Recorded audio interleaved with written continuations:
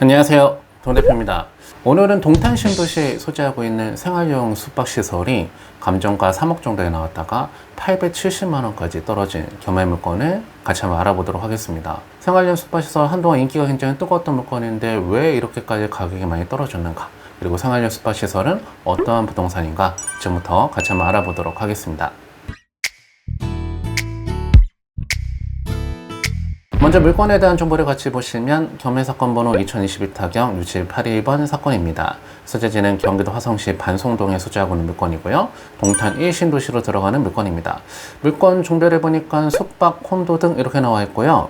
대지 지분은 한 2평 정도, 건물 실평수는 13평 정도 되는 물건이 감정가 3억 800에 나왔다가 10회 유찰돼서 가격이 870만원까지 떨어져 있는 물건입니다. 그 인기 많았던 생활용 숙박시설이 굉장히 가격이 많이 떨어진 물건인데요. 먼저 이 물건은 어떠한 위치에 있는 물건인가, 그 위치부터 같이 보고 넘어가도록 하겠습니다. 위치를 같이 보시면 해당 물건은 동탄 1신도시의 반석산 근린공원 서쪽 인근에 나와 있는 물건이고요. 주변에는 메가박스도 위치하고 있고 CGV도 위치하고 있고 또 오피스텔들도 다수 소재하고 있는 지역에 나와 있는 생활용 숙박시설 물건입니다. 그 다음에 건물 사진 한번 봐보시면은 외관에서 봤을 때는 숙박시설보다는 오피스텔 건물처럼 지어져 있는 모습을 볼 수가 있고요. 내부 구조를 한번 봐보게 되면은 복층형 구조로 되어 있는 물건입니다. 말 그대로 숙박시설보다는 오피스텔 구조랑 유사한 물건이지 않은가 이렇게 판단이 되는데요. 해당 물건의 건축물 현황을 같이 한번 보고 넘어가도록 하겠습니다.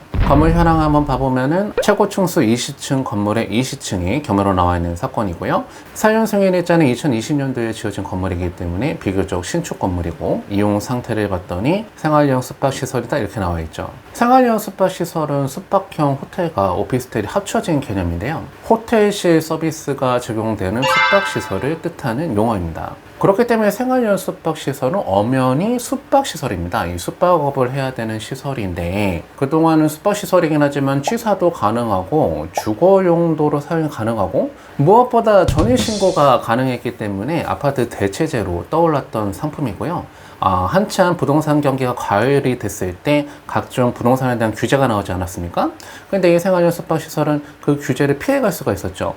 대출 규제도 피해갈 수가 있었고, 주택수에도 산정이 되지 않고, 주택수에 포함되지 않다 보니까 청약을 준비하시는 분들한테도 굉장히 매력적인 상품이 이 생활용 숙박시설이었는데, 아무래도 이 생활용 숙박시설이 과열화되는 그런 모습이 보일 수밖에 없었겠죠. 그러다 보니까 정부 입장에서는 지켜볼 수가 없었고, 2021년도에 생활용 숙박시설 대책이 발표가 되면서 생활용 숙박시설은 주거용이 아니기 때문에 숙박업을 해야 되는 부동산이다, 주거용으로 사용하는 사람들한테는 과태료를 내게 하겠다, 바로 이행강제금을 물게 하겠다라고 하는 부동산 대책이 발표가 되게 된 겁니다. 그런데 그 대책이 발표되자마자 과태료를 갖다 부과하게 된다라고 하면은 피해를 보는 사람이 생길 수도 있겠죠. 그렇기 때문에 그 과태료 부과되는 시점이 올해 말까지 유예가 됐는데요. 올해 말 이후에는 만약에 생활용 숙박시설을 갖고 계시는 분들이 주거용으로 쓰고 있다라고 하면은 과태료에 대한 대상이 될 수도 있다라고 하는 내용입니다. 굉장히 논란이 많이 됐었던 내용인데요.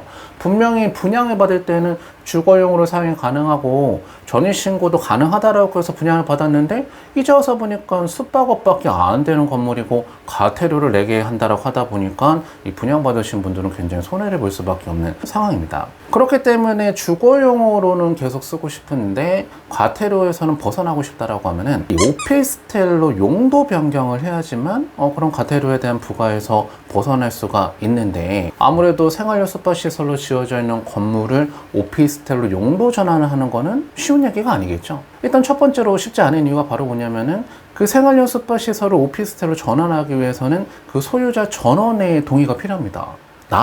내가 갖고 있는 호수를 갖다가 오피스텔을 변경한다라고 하는 건 말이 안 되겠죠. 무엇보다 생활용 숙박시설을 오피스텔로 용도 변경할 때 가장 어려운 게 바로 뭐냐면은 바로 주차제수입니다.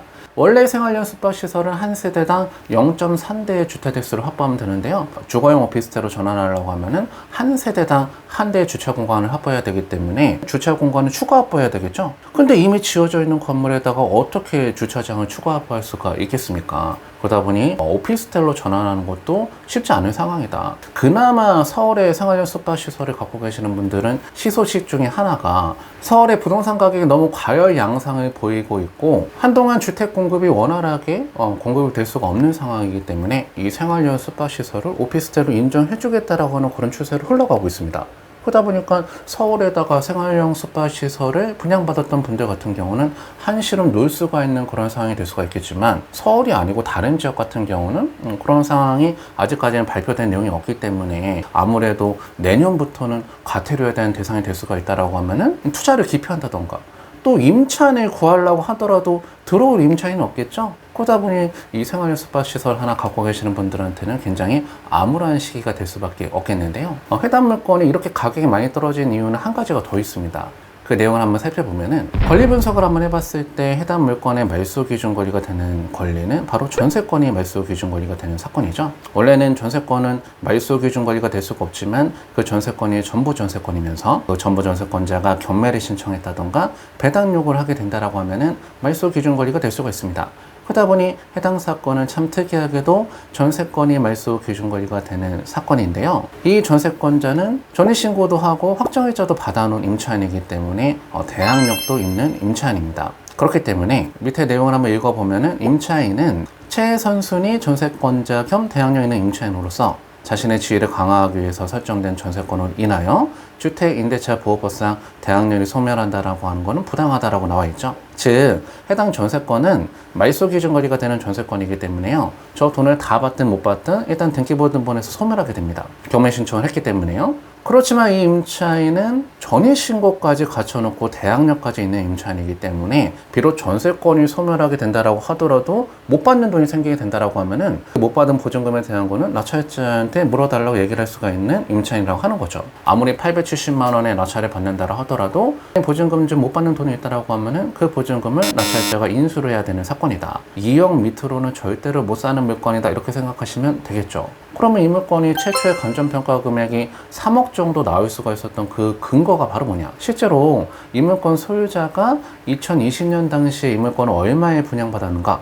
거래 금액을 봐봤더니 3억 1,370만 원 이렇게 써있죠. 만약에 이 물건이 낙찰받았을 때 2억 이상의 가치가 있다라고 하면 낙찰이 되겠죠. 그런데 이 물건이 지금 현재 870만 원까지 가격이 떨어진 이유는 지금 낙찰받아도 메리트가 없기 때문에 계속해서 유찰이 되고 있는 거 아니겠습니까? 그렇기 때문에 이 물건은 제가 봤을 때 이번에도 유찰될 가능성이 좀 커 보이는 물건입니다. 혹시라도 나중에 이 물건이 용도 변경이 가능해서 오피스텔로 된다라고 하더라도 과연 처음에 분양받았던 3억만큼의 가치가 있을까? 그 다음에 이미 아까 전에 지도에서 보셨을 때 주변에 오피스텔 건물들이 많았는데 이 물건은 오피스텔 용도 변경이 된다라고 하더라도 값어치가 올라갈 수가 있을까? 제가 봤을 때는 좀 쉬워 보이지가 않는데요. 그렇기 때문에 여러분들이 특히나 이 부동산 같은 거 투자하실 때는 그때그때 유행하는 테마형 부동산은 투자하면은 거의 대부분이 성공을 못합니다. 예를 들면 옛날에 뭐 관광호텔에 분양했던 시기가 있었고요. 게스트하우스가 유행을 끌던 그런 시기도 있었는데, 그렇게 한철만 인기를 끌 수가 있는 그런 테마형 부동산 상품들은